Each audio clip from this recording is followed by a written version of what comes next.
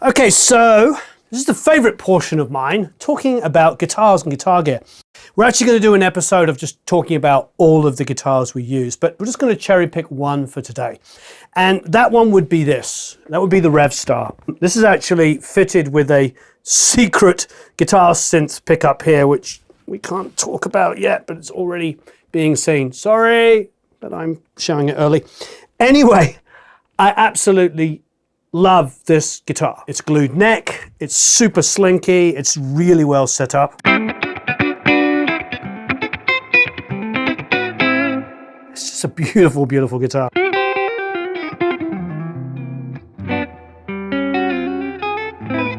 And I find it incredibly versatile. You can thin out the pickups here. I don't think they call it a cold tap.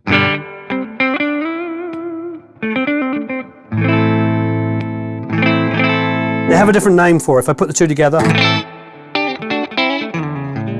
Not quite a Telecaster, but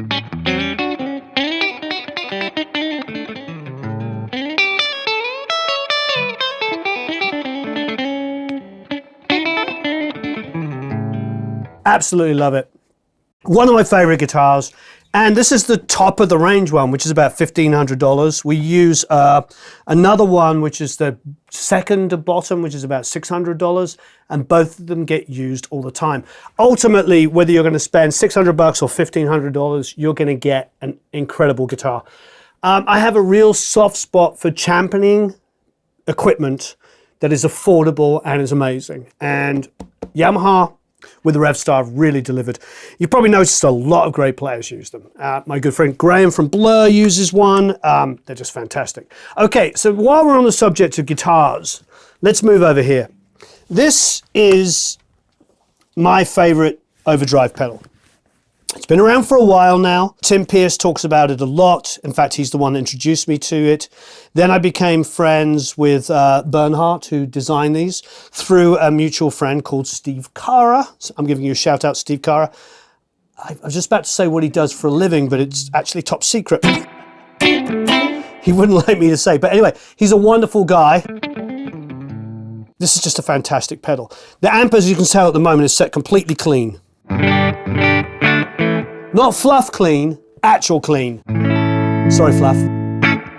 It sounds great. Let's put this on. So I've got the drive at about, 30%. Gorgeous.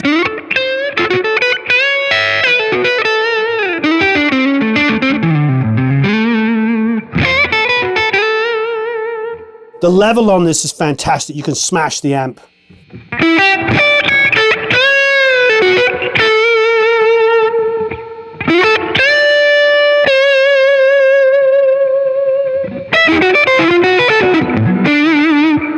Absolutely love this. Then there's a Spectrum here, which is just a sweep in the mid.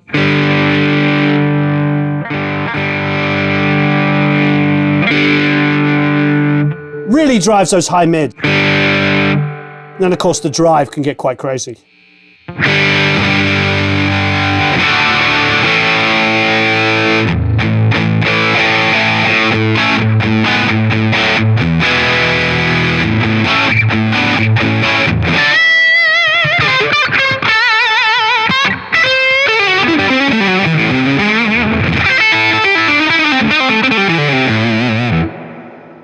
I usually find I don't need that much drive. I usually put it about here.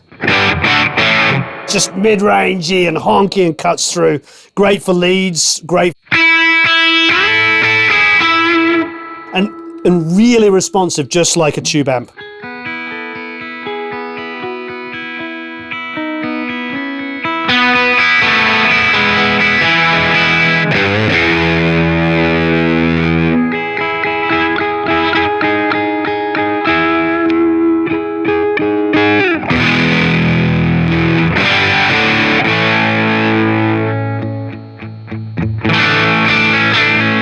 I believe it is one of the biggest selling overdrives in the world. I heard over in Europe, Bernhard has said that Thomann are selling them faster than they can make them.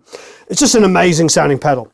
Okay, in that realm, I do love this Compugilist, the Fender Compugilist, and it gets used all of the time. And I will definitely do another video just talking about that. But the pedal, because we're keeping this to like pedals and equipment that I use each and every day, has to go to Carl Martin for this Echotone. This is my favorite delay pedal. It's just so good. You've got this tap function here, so if I want to put in a tempo.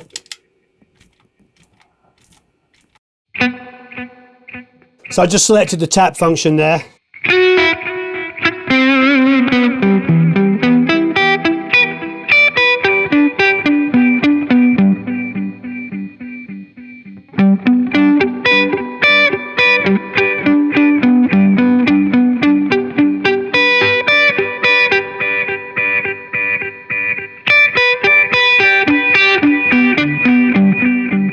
And of course, what's nice is I've got this tone control, so I can make it really dark on the delays.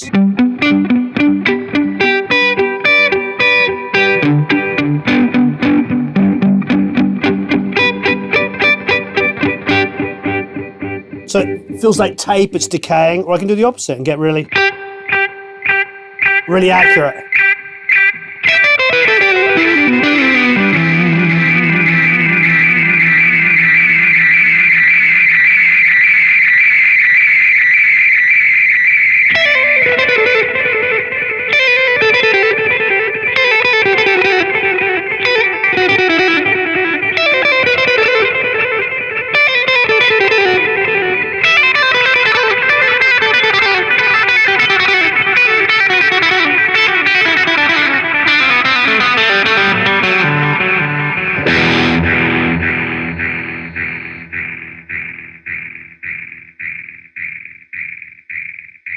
The way it just decays and falls apart. Just a great echo. And I find that I use a lot of echo really lightly all the time. So even if I've got a clean tone set up, I could probably have the echo turned down.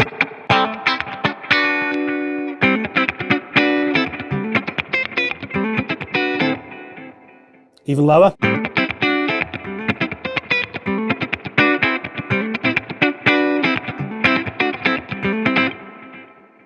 It's something that gets used all the time really lightly. Beautiful, beautiful pedal. And I've had it for maybe 11 years now, and it's never broken down. And it's used every single day, and it's traveled all around with me. So I don't really know what else to say. Really well built, incredibly well made, built in Denmark.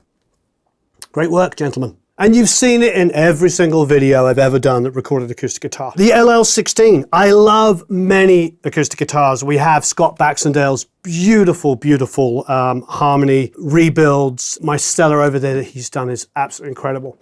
However, there's something wonderful about the LL16. You're hearing it through this little tiny mic. It's beautifully built. It can be pop when I want it to be pop. It can be rock when I want it to be rock. I absolutely love it. And since I changed to Ernie Ball strings, it's really come to life even more.